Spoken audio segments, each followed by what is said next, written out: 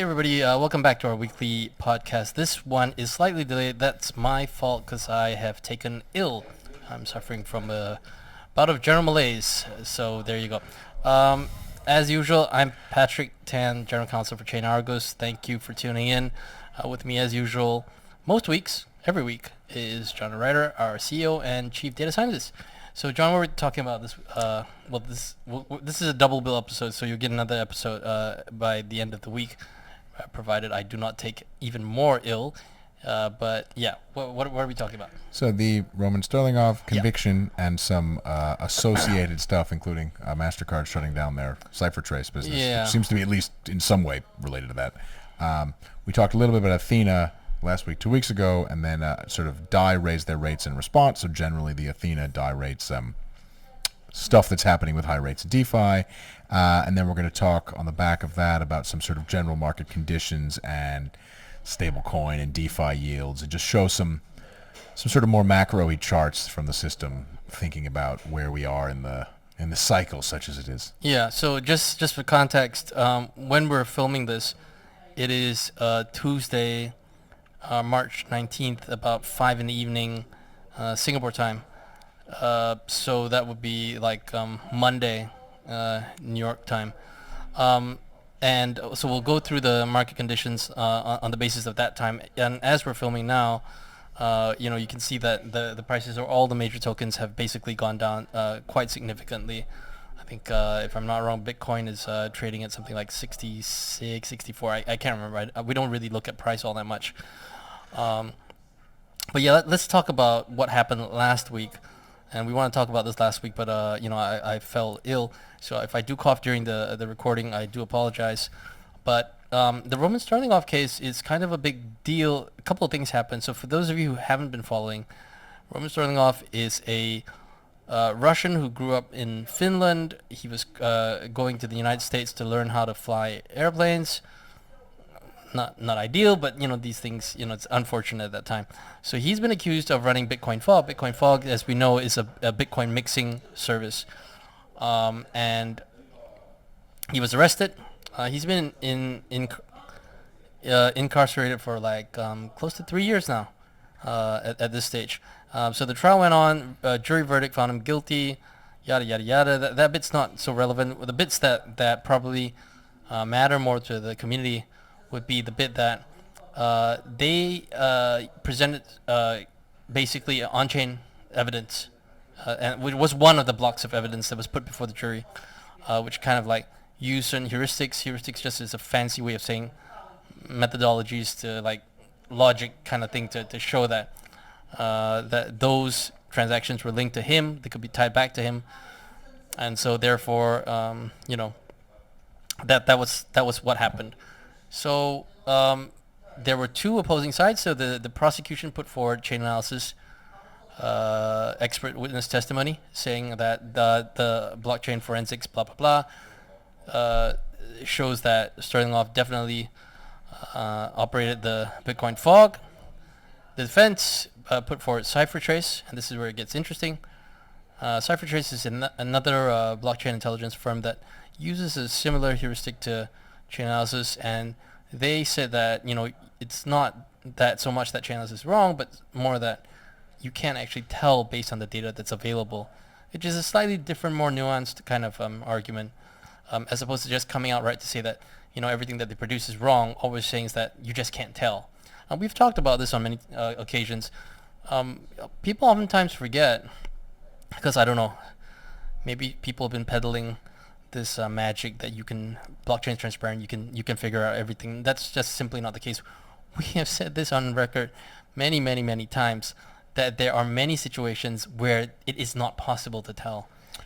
Well, okay, so I guess the most famous example there is zero knowledge mixers, so Tornado Cash, that kind of stuff. So this is not one of those. Yeah, Bitcoin Fog is one of a large number of Bitcoin mixing service, makes it sound a bit fancy. So these were all definitely operated by people and were custodial money transmitters in some sense. So I don't think anyone disputes that, even if you think the mixing, anonymity, privacy thing is okay, nobody disputes that these weren't custodial money transmitter services that violated whatever the laws are for that basically everywhere in the world. So the question is not whether or not the underlying service has a problem. This is not some immutable smart contract, zero knowledge, whatever. This is people accepting stuff and transferring stuff and operating stuff. Bitcoin doesn't really provide enough functionality to do a zero knowledge sort of version of this thing. So there are transaction records, and the questions are then whether you can figure out who did what from those transaction records, and whether or not you can identify the specific person with specific addresses. There's lots of evidence in various bits in the case, but yeah, it's interesting to note that there was at least some dispute as to whether or not this tracing evidence, the way this was used, was correct. I would say certainly if you're accusing someone of running a large, complicated cryptographic service, you would assume that that person understood how this works fairly well. Yeah. And so the bar for, we found them doing the really, really simple thing, the defense being there's plausible deniability, I didn't do that thing. That's a reasonable argument in a way that, if the FBI shows up and your MetaMask browser cookies match some transfer to, that's a different situation if you're just some random guy that's, making payments. So this guy seems to have had at least some idea what was going on. He's admitted using the service, and then there's debate as to whether or not he was running the service. He's been convicted. I mean, of course he's going to appeal. Everybody appeals being convicted. So we'll see how that, there's clearly stuff going on there from the newspaper. I think probably what's just more interesting to note, I mean, we're obviously following this case quite closely.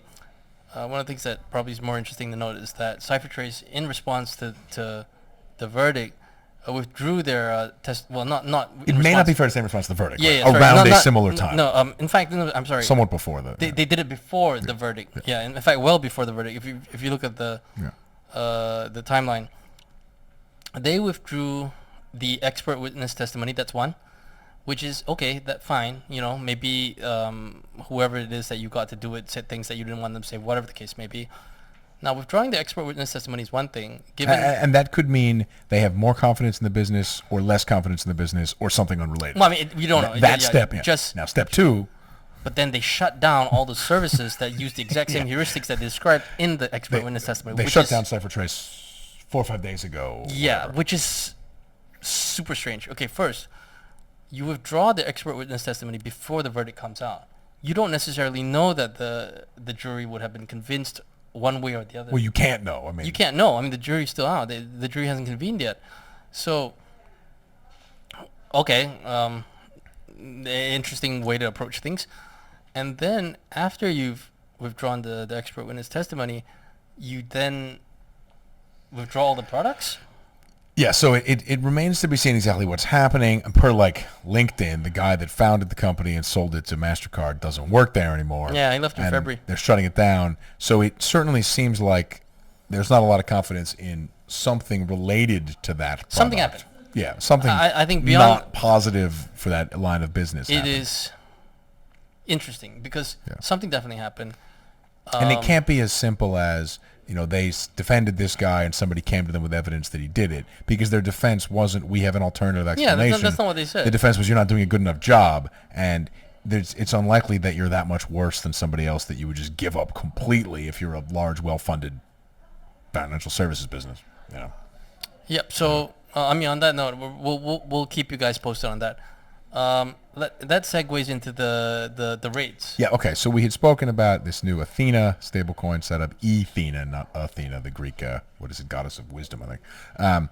So that pays a very high yield through a process that, you can link the 2 weeks ago podcast, whatever. So in response to that, or probably in response to that, certainly following that, and some on the forums in response to that, DAI raised its deposit rates, and a lot of other services are offering much higher deposit rates. Many of these are offering rates that they acknowledge are in excess of what they're actually earning at this point. Yeah. Right. So in the case of DAI, an awful lot. This is the MakerDAO stablecoin. An awful lot of their collateral is in the form of, U.S. government bond type stuff. So it's mechanically now a reasonably well-functioning stable stablecoin. They don't have a lot of crypto collateral anymore, so it's mostly just treasury bills, bonds, whatever, and those pay some number like 5%. And if you're then paying 15% on deposits, there will eventually be a problem. I don't think anyone disputes that if you own bonds that pay 5% and you promise depositors 15%, you're going to have difficulties at some point. They're doing this because they are losing assets. People are draining them and dumping them into other high-yielding products. A number of other things are now offering higher rates, sort of competition. I was looking at an Athena thing earlier, and I saw a number, something, wrapping, whatever, was at 70%. These are very high numbers. Okay. So clearly, in the case of DAI, there's no way they can make that money. They don't even pretend they can make that money, right? They're just going to try to have a higher rate and then cut it later if they can stem the bleeding. I guess the argument is it's a business. You pay the highest rate to attract depositors. That is not a financial services business. I don't know what kind of business that is. But it's interesting to see that just one reasonably large, well-backed player coming in and offering very high rates is enough to tilt the space. That's somewhat reminiscent of an incident that happened a few years ago, right? Yep. So, you had lots of people promising different kinds of very high yields, 2021, 2022, 2020 to some extent. A lot of the DeFi stuff from back then. Luna, UST, most famously paying 20%, and that started to suck financing from other areas. Everybody was paying higher and higher rates, and then the whole thing blew up. So we're just going to take a look here at a simple chart. So I go to this. Okay.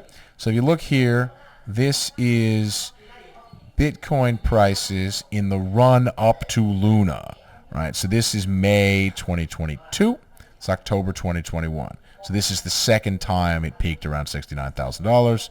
Came back down. We all know that it dropped subsequently after that. The point here is simply you had a high price, and then you start to have stuff trickling down. And if we look at, is this the correct time window? Yes, this is the matching time window. This is DAI on-chain volume. So we're not looking at the thing that is the Ponzi scheme that blew up. We're looking at a large sort of proxy for DeFi use, DeFi yield, stablecoin staking, whatever, this kind of stuff. And what you see here is a peak in volume after prices have peaked. And then this is a flurry here around the Luna exploding weekend. This is after Luna blew up. But you see that, this thing was used for a bit, and then this is the period where Luna was becoming bigger and bigger. Oh, I hit the wrong button. Reset zoom, sorry. It began to operate as something like a sink on the system as prices fell. Well, now we go back. These are prices coming up recently, right? So this is the last, whatever's couple of months. So since November. So we see prices went up a bit, and then there's a dip. Again, we don't know what's going to happen in the future, but it's interesting to note that, again, you're looking, this is Athena in this case, so this is a new, supposedly scalable, large, whatever growing thing, kind of came out of nowhere and is happening around a time when the price is maybe turning, more and more dollars being drained from other areas. If this thing sucks in a whole bunch of dollars at a clearly unsustainable yield, there's no reason to expect we don't end up back. What happens after the end of this chart, of course, is prices collapse. So this is it was around 35, 40 going into Luna, and then it was 20 within a few weeks afterwards, right? So it's interesting to watch that dynamic. You can see here, I know the product is launching in this period, but these are not insignificant daily amounts. The amount of this is just utilization of the core product. But if we add in here the staked one, so the sort of turbo version, which is, again, a proxy for early 2022 looped leverage type stuff, and if you start to see this thing ticking up again, you have to wonder whether we're back on that path. You'll be able to see here the main sort of Bitcoin, main ETH prices, whatever. If prices begin to tick down in the way they did late 2021, early 2022, indicating there aren't a lot more dollars coming in the system, that's when you have these sort of two problems at the same time, unsustainable yield things and dollars leaving the system. That's when it's going to keep shrinking and shrinking and shrinking until something blows explodes. Up. Right? Yeah. So we don't know that we're there yet, but everyone knows how that ended, and you can see that this ran for a while. We can build a chart that shows 10 different protocols and the utilization moving from place to place. Fine. But it's just the sucking sound of not generating enough yield eventually will blow up on you. And it's interesting we may be starting that road again. So one of the things that, that's difficult to tell sometimes is when the price goes up, it could go up because of real demand it could also go up because of manufacturer wash trading type demand, euphoria, whatever. Any number of reasons. So the how and the why it goes up is maybe less useful as in that sense, because trying to figure out why is a bit more difficult. And we have evidence that at various times in various ways people have concocted various schemes to buy this stuff on leverage. Yeah. Whereas money leaving is very obvious. When money gets sucked out, this is what it looks like. And we've never seen a situation where people concoct ways to get leverage short. Yeah. So while somebody might come up with such a scheme, and shorting may not actually mean dollars leaving, it may mean something else. Historically, every time prices fell, it meant dollars leaving. And when prices went up, it sometimes meant dollars coming in, but it sometimes meant other stuff, right? And it's that. And since you cannot earn the 20% yield, that gap gets larger and larger until kaboom. We're not saying that's what's happening, but it's interesting to note. It's interesting to note, yeah. And also we've seen quite a quick come down, and it seems to be continuing to come down. Well, whatever. I mean, yeah. So time will tell. Time will tell, but I mean, history often doesn't. History doesn't always repeat itself, but it definitely rhymes. One would expect that you would see a peak in overall sort of major prices, and then as money came out, increasing yields through DeFi and other services as people were more and more desperate for funding and to attract money, and then eventually the effectiveness of raising rates to stop and things to blow up. That is not only how the Luna incident unfolded over a few months, but how emerging market currency crises generally unfold. Yeah. So it's not even repeating once from an incident that happened about 2 years ago. It's repeating incidents that have happened over and over 4 or 5 times to Argentina alone, yeah. routinely in Latin America, 1998, Southeast Asia. Yeah. So it's very, very similar to that. When these new products with very high rates aren't attracting more deposits, when you lose that effectiveness, that no longer works as a policy tool, and so the system is likely to not survive that much longer. Right. So on that note, thanks for tuning in. Thanks for listening in. Well, I should make it clear, we're not saying that we're at that point, but this is a thing to watch. Yeah, we're not saying that. No. But it's evolving to a situation where you want to now pay attention. It seems to look like you should pay attention. Yeah, that's 2 exits down the motorway, but yeah. Timing is one of those things that's more difficult because, but something's happening. So it makes sense to pay attention. So on that note, thank you for tuning in. Thank you for your likes, comments, and subscribes. We'll see you again this Friday, and hopefully I'm better by then. So till then, toodaloo. Bye-bye.